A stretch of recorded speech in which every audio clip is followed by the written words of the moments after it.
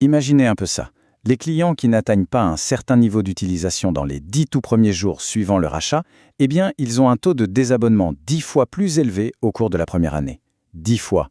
C'est un chiffre qui donne littéralement le vertige. Et ça nous prouve une chose absolument cruciale. La fidélité, elle se joue vraiment dès les tout premiers instants. Bienvenue dans ce nouveau décryptage. Aujourd'hui, on va s'attaquer à l'un des fléaux les plus redoutables pour la rentabilité d'une entreprise, le churn, ou l'attrition client. Si vous êtes directeur commercial, responsable de l'expérience client ou décideur, vous savez que comprendre pourquoi un client claque la porte, c'est vital. On va voir ensemble, grâce à nos sources, comment les experts détectent ces fuites et surtout comment ils auditent l'expérience client avec une précision chirurgicale pour booster la performance. Au programme aujourd'hui, on fait simple et efficace. On commence par l'anatomie du churn. Ensuite, on verra les signaux d'alerte, la mesure de l'expérience client, l'audit par visite mystère, l'approche comportementale et humaine, pour finir sur les stratégies de rétention durable. Allez, on y va. Première étape, l'anatomie du churn, ou comment comprendre l'exode de nos clients. Avant de traiter le problème, il faut bien le définir. L'attrition, c'est tout simplement le fameux syndrome du panier percé. Vous savez, quand une entreprise dépense une fortune pour acquérir de nouveaux clients, mais qu'ils s'échappent tous par le fond parce que l'expérience ne suit pas, le churn ne se contente pas d'effacer un revenu immédiat, il pulvérise ce qu'on appelle la valeur à vie du client.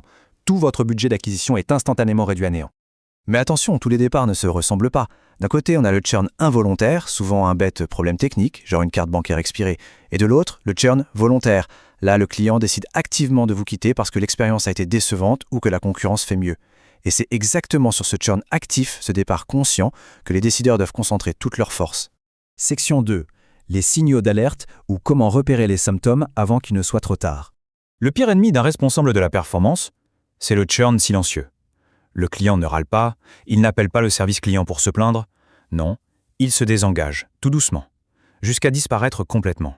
Sans un vrai suivi, ce tueur silencieux est quasiment impossible à diagnostiquer. Heureusement pour nous, ces clients laissent des traces comportementales. Une baisse soudaine du temps passé sur une plateforme, des emails qu'on n'ouvre plus, un pic inexpliqué de tickets au support client ou l'annulation d'une petite option payante. Ce sont ces fameux signaux faibles que les outils modernes doivent absolument capter pour déclencher une alerte. Point numéro 3, mesurer l'expérience client. Voyons quels sont nos outils de diagnostic. Vous connaissez sans doute le NPS, le Net Promoter Score. Ça reste un thermomètre incontournable. À partir d'une simple question, on divise les clients en 3 camps.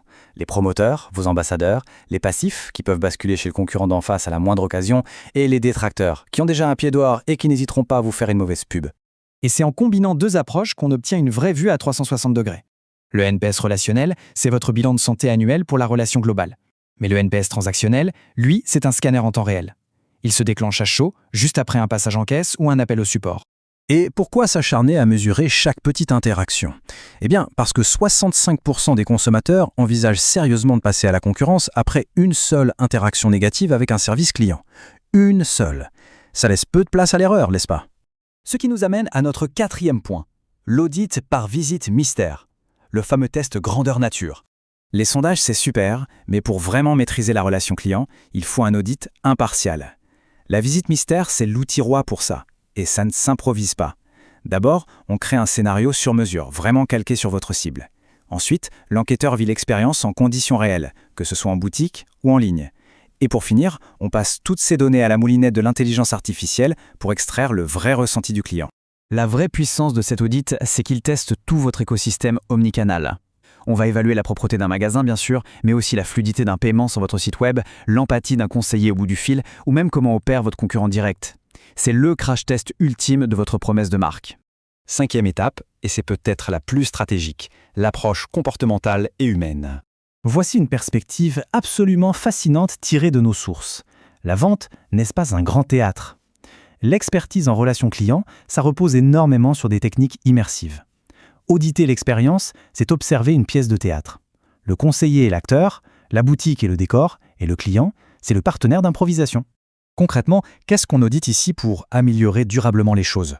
On regarde si les équipes utilisent des méthodes comportementales, comme le DISC, pour décoder la personnalité du client en face d'eux. On scrute la posture, l'écoute active, la gestion des conflits. C'est en traduisant les valeurs de l'entreprise en vrais comportements palpables que les décideurs comprennent non seulement ce qui est dit au client, mais surtout ce que le client ressent profondément. Enfin, 6e et dernière section, les stratégies de rétention durable. Quel est le remède à l'attrition ? L'écosystème anti-churn parfait, c'est l'alliance entre la tech et l'humain. Oui, il faut exploiter l'IA pour prédire les risques et hyper personnaliser le support. Mais surtout, il faut s'appuyer sur un accompagnement d'audit continu avec des visites mystères pour être certain que la réalité du terrain colle à vos objectifs business. L'empathie et la compréhension des comportements, c'est ça le vrai moteur de la fidélisation. Alors, pour conclure, posez-vous sincèrement cette question. Vos clients sont-ils en train de partir silencieusement en ce moment même? Et avez-vous réellement les outils pour vous en apercevoir avant qu'il ne soit trop tard? Le churn silencieux n'épargne aucun secteur. C'est votre défi d'aujourd'hui, osez auditer vos pratiques, comprendre les émotions de vos clients et transformer chaque simple interaction en une expérience mémorable. Merci d'avoir suivi ce décryptage et à très bientôt.